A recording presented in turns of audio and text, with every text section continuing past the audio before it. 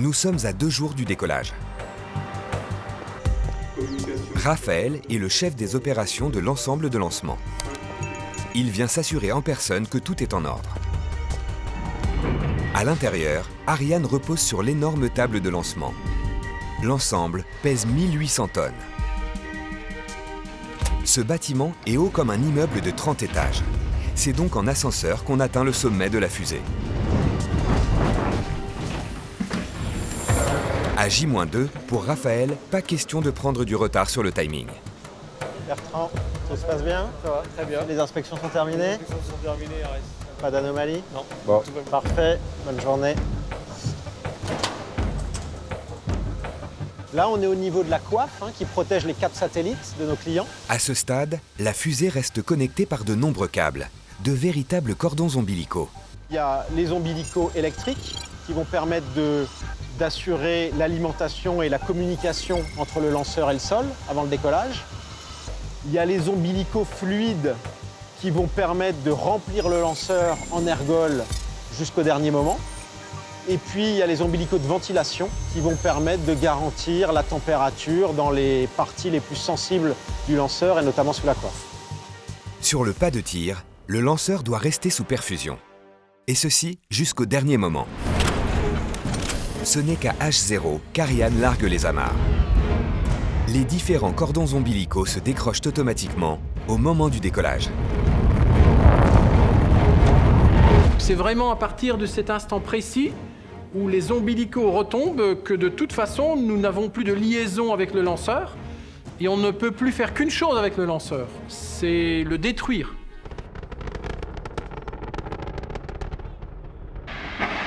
Ne l'oublions jamais, malgré une vigilance sans faille, un décollage reste toujours dangereux. Comme ici, aux États-Unis. Avec ses centaines de tonnes de carburant, c'est une bombe géante potentielle. Elle peut être extrêmement destructrice.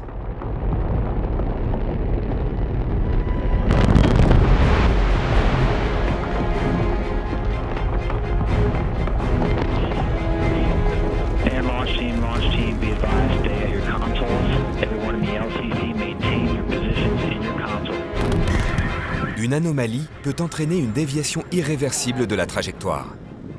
Comme au centre spatial russe de Baïkonour, en juillet 2013, lors du lancement de Proton M.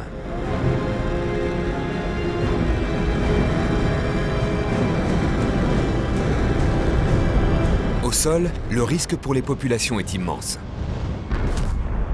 La déflagration se répercute sur plusieurs kilomètres.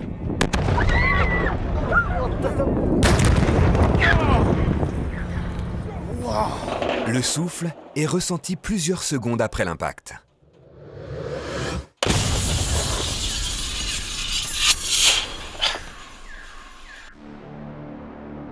Ariane 5 est le lanceur le plus fiable au monde. En 20 ans, il a connu très peu d'incidents. Décollage.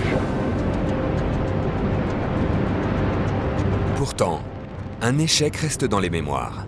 Celui du vol inaugural, le 4 juin 1996. 37 secondes après le décollage, la fusée se cabre. Au sol, l'ordre de destruction est donné immédiatement. On a appris beaucoup de cet échec. On a compris que le diable est dans les détails. Depuis, lors de chaque lancement, les équipes d'Ariane Espace se préparent à tout scénario. Elles doivent en priorité protéger les populations. La responsabilité est grande. Leur réaction doit être instantanée.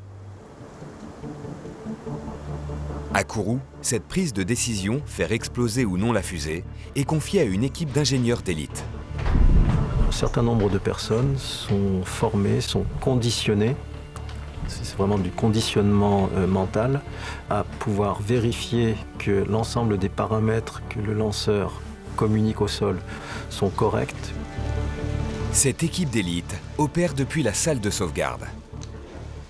Ils sont les seuls à pouvoir agir sur Ariane 5 après son décollage. Trajectoire nominale à classe CIS. Confirmé avec les B2. C'est correct. Reçu. On a une première phase de vol. En cas de problème, ils n'ont qu'une seconde et demie pour analyser la dangerosité de la situation et prendre la décision de détruire la fusée. Trajectoire nominale à classe CIS. Mais pourquoi confier cette responsabilité à des êtres humains et non pas à la technologie? La machine elle peut être programmée pour 10 000 cas, 100 000 cas, mais s'il y a un cas qui n'a pas été programmé, la machine ne sait pas réagir. L'humain, il sait le faire. Il peut gérer l'imprévu. Il faut plus qu'une simple formation pour acquérir cette compétence. Ils sont entraînés, mais entraînés de manière continue pendant des semaines et des mois avant de pouvoir prendre le poste, pour pouvoir réagir à toutes les situations qu'ils peuvent rencontrer sur des paramètres inquiétants. À l'approche du lancement d'Ariane 5, les exercices de simulation se multiplient. Dans la salle de sauvegarde, ils sont 3 responsables. Ils surveillent en permanence des données précises. Trajectoire, dangerosité, propulseur. CIS au terrain correct. Bien en terre de correct. Sur l'écran, la simulation est lancée. C'est parti. Décollage. Confirmé. Armement. Le bouton de destruction est actif. Montée correcte avec la CIS. Très vite, les ingénieurs détectent une anomalie. Elle est annoncée et confirmée. Verticalité basse et en retard, impact très en retard. Confirmé avec les B1. Aucune panique. On est en première phase de vol, le lanceur est non dangereux. Rapidement, la situation se complique. Avec la CIS verticalité très basse, très en retard, impact très en retard. CIS trajectoire pour retomber, top retombé. Confirmé avec les B1, lanceur dangereux, levé capot d'essai. C'est confirmé, envoi d'essai. L'ordre de destruction est donné. Une longue seconde s'écoule avant que le lanceur n'explose. RCDDL de sauvegarde, destruction commandée du lanceur. Destruction commandée du lanceur.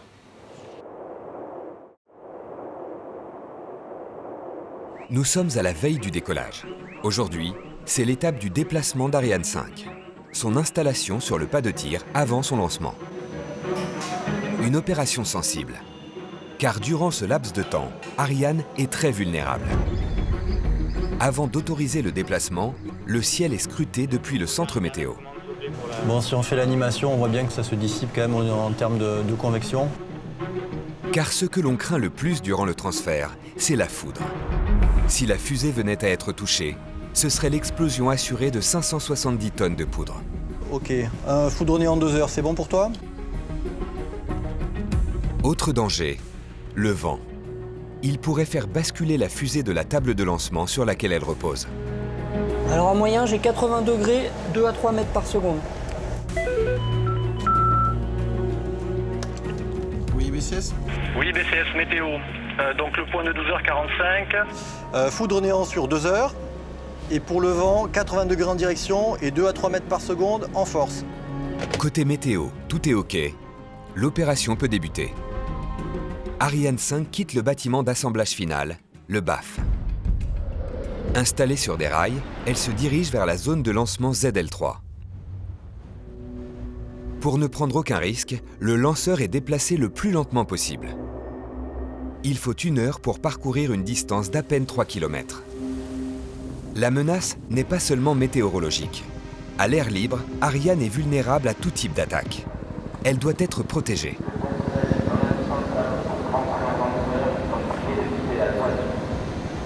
Kourou est une installation prioritaire de défense, le plus haut niveau de classification établi par l'État. Pour chaque lancement, l'armée déclenche l'opération Titan. Dès qu'il y a un lancement Ariane, on vient pour surveiller. Il y a donc une zone interdite de survol. Donc nous, on est chargé de protéger, d'éviter toute intrusion dans cet espace aérien. Une opération d'envergure qui mobilise les 3 corps d'armée. 400 militaires sont déployés sur terre, dans les airs et en mer. Une immense bulle de protection entoure Ariane 5. Le plus grand risque est l'intrusion aérienne.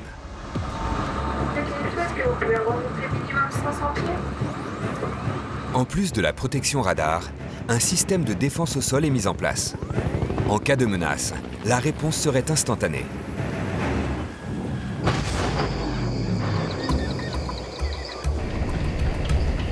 Nous sommes à 24 heures du décollage.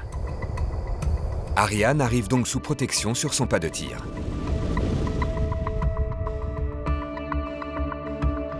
La fusée reste sous perfusion jusqu'au décollage, avec 3 types de cordons ombilicaux.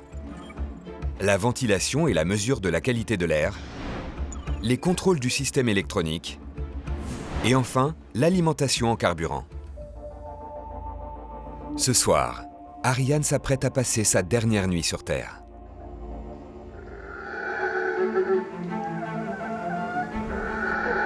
C'est le jour J. Au centre technique, tout se passe dans la salle de contrôle Jupiter 2. À 10 h du décollage, le compte à rebours commence.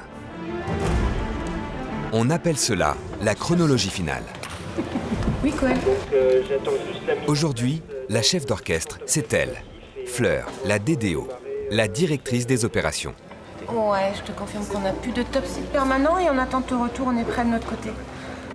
C'est elle qui va coordonner l'ensemble des moyens de la base. Elle doit gérer les inévitables pannes de dernière minute afin d'éviter tout retard. C'est pas un monde merveilleux où rien tombe en panne. On a énormément de systèmes informatiques, du hard, des antennes. Nous avons à portée de main tous les experts dont on pourrait avoir besoin. Quoi qu'il arrive, il faudra prendre des décisions, analyser et essayer de réparer si on a une anomalie et rapidement. Parce que si ça prend trop de temps, on ne pourra pas lancer aujourd'hui. On gère pas mal de pannes, mais la beauté, c'est qu'on arrive à les résoudre et la plupart du temps à être prêt au H0. Plus le décollage approche, plus la tension monte. 6 heures avant le lancement, l'opération la plus périlleuse débute. Le remplissage du réservoir en ergol, les carburants. La base de lancement est évacuée. Donc à partir de H0-6 heures, toutes les équipes se regroupent dans cette salle, blindées, protégées, en climatisation interne. Les craintes, c'est des craintes beaucoup liées donc à la dangerosité intrinsèque du lanceur, qui a des ergols difficiles et qui a beaucoup d'énergie. Les carburants liquides, l'hydrogène et l'oxygène, sont acheminés par le bas de la fusée. Le réservoir est rempli d'1 tonne toutes les 2 minutes. Plus le temps passe, et plus le lanceur devient dangereux. La moindre fuite serait dramatique. C'est ce qui s'est produit en 2016 aux États-Unis.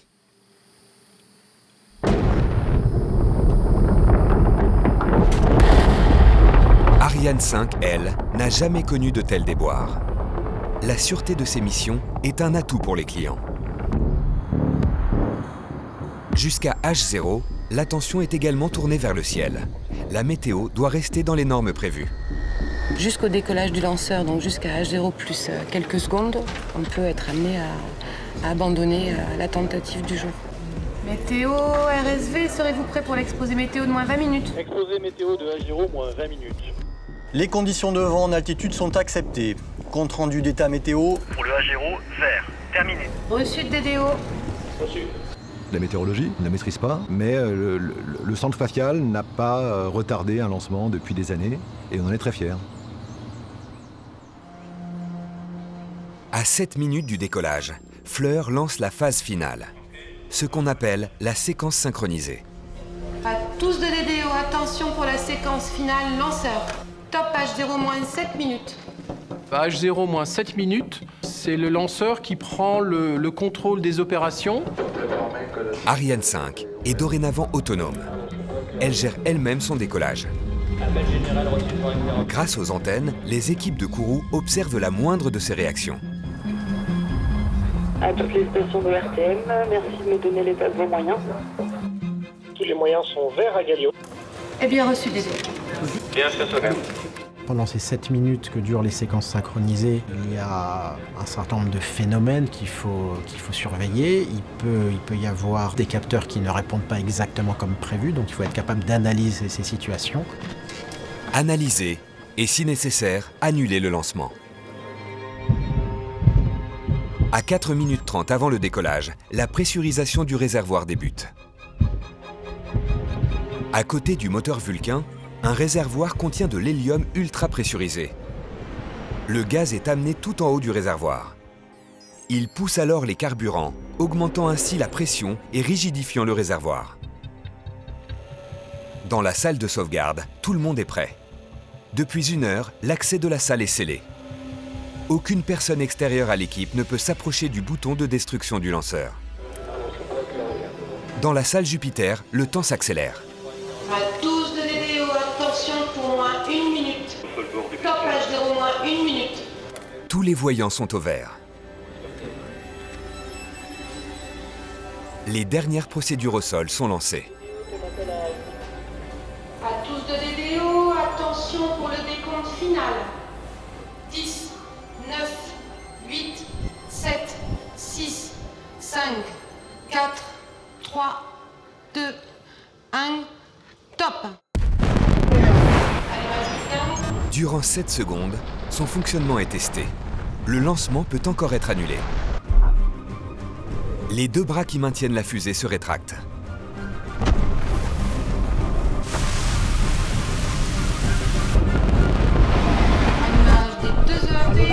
Décollage Ariane 240.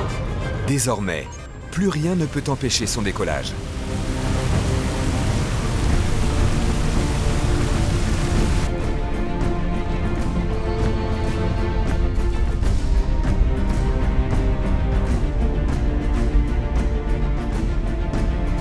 En 12 secondes, Ariane atteint déjà les 400 km/h.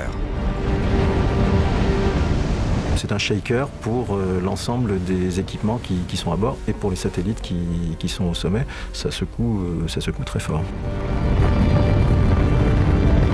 Dans la salle de sauvegarde, la concentration est à son comble. Montée correcte, avec la CIS, verticalité nominale, démarrage du point d'impact, impact nominal. Confirmé avec les bains. Jusqu'ici, tout va bien. Dans la première phase de vol, les lanceurs est nominal, les moyens sont nominaux. Après 2 minutes 20 de vol, c'est la séparation des boosters. La fusée est déjà à 60 km d'altitude. Elle n'a pas encore atteint sa vitesse de pointe. L'essentiel de la vitesse à acquérir, les fameux 8 km par seconde qu'il faut acquérir pour se mettre en orbite, sont procurés ensuite par le moteur Vulcain qui continue 8 minutes après la séparation des 2 boosters. À 3 minutes 10, Ariane sort de l'atmosphère. Séparation PAF, c'est correct. Reçu. FMS atteint. Wagon off. Reçu 1 et 2. CDDL de sauvegarde. Le lanceur n'est désormais plus dangereux. Pour autant, son travail n'est pas fini. À 9 minutes et 173 km au-dessus de la Terre, la fusée se sépare de son étage central. Séparation de l'étage principal cryotechnique. Libéré, l'étage supérieur maintient une vitesse de 8 km par seconde, 25 fois la vitesse du son. À 25 minutes, c'est l'extinction du moteur de l'étage supérieur. Les satellites poursuivent seuls leur route. Une fois bien positionnés, ils déploient leurs panneaux solaires pour ne pas tomber en panne d'énergie.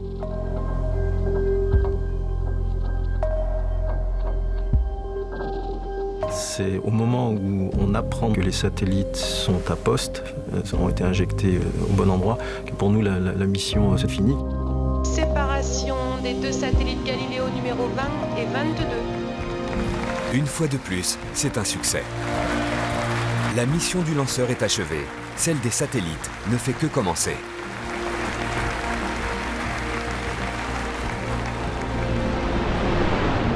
Si aujourd'hui, Ariane 5 est la fusée la plus fiable du monde, comment la France se prépare-t-elle à l'avenir ?